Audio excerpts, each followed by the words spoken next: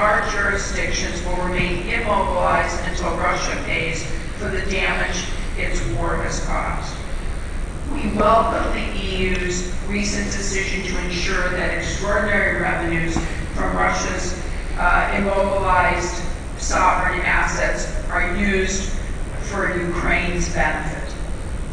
We will continue to work with our G7 partners to explore all the possible avenues to make this happen, not only for the direct financial benefit it would provide, but also for the signal it will send to Putin. Ukraine's economic success, integrated into the West as a full member of the EU, NATO, and with no chance of returning to post-Soviet ways, will be the biggest punch in the gut we can deliver to Putin. We believe that dream is possible in a secure Ukraine, but it requires the engagement of the private sector. Ukraine has a unique set of selling points: rich soil, plentiful natural assets, a highly skilled workforce, a plethora of raw materials, and a thriving, dynamic tech ecosystem that is servicing both the private sector globally and the Ukrainian military domestically. Combine all that with liberalized access to a European single market, Ukraine has an authentic right to win in at least six critical sectors: ag, tech, defense production, critical minerals and steel, energy, as well as transportation and logistics. Some of the most dynamic, innovative ecosystems have developed in small, open economies facing a persistent security threat from a geopolitical rival. That existential threat can create a sense of national mission that facilitates state-supported R&D and overcomes the challenges of a small domestic market. That was the case in Taiwan. It is the case in Taiwan, Estonia, South Korea, and Israel, all of which have developed globally competitive tech innovation ecosystems, often closely linked to their defense sector. So investing in Ukraine has the potential to deliver not only significant returns, but also the opportunity to help the country live into its dream of building a forward-leaning economy. Ukrainians, both at home and around the world, stand ready to roll up their shirt sleeves and build tomorrow's strengthened, democratic Ukraine. I've seen it for myself, not just in Ukraine, but in Romania, where 93% of Ukrainian refugees want to return home.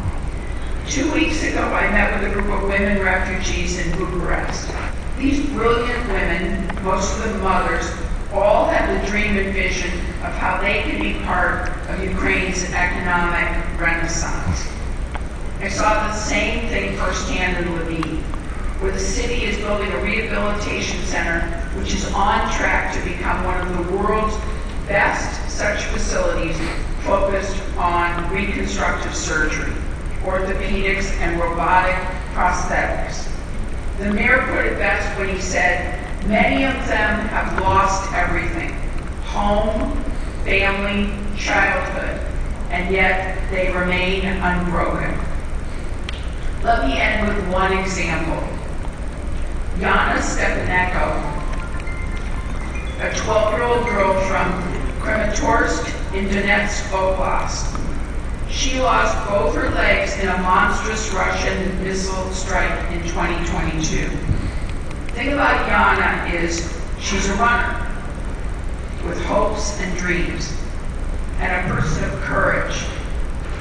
Courage that Vladimir Putin could only hope to have. After Yana's horrific injury, she received 2 prosthetic legs, but was determined to run again. And so she trained tirelessly, and incredibly this week, Yana ran a 5K as part of the Boston Marathon. Yana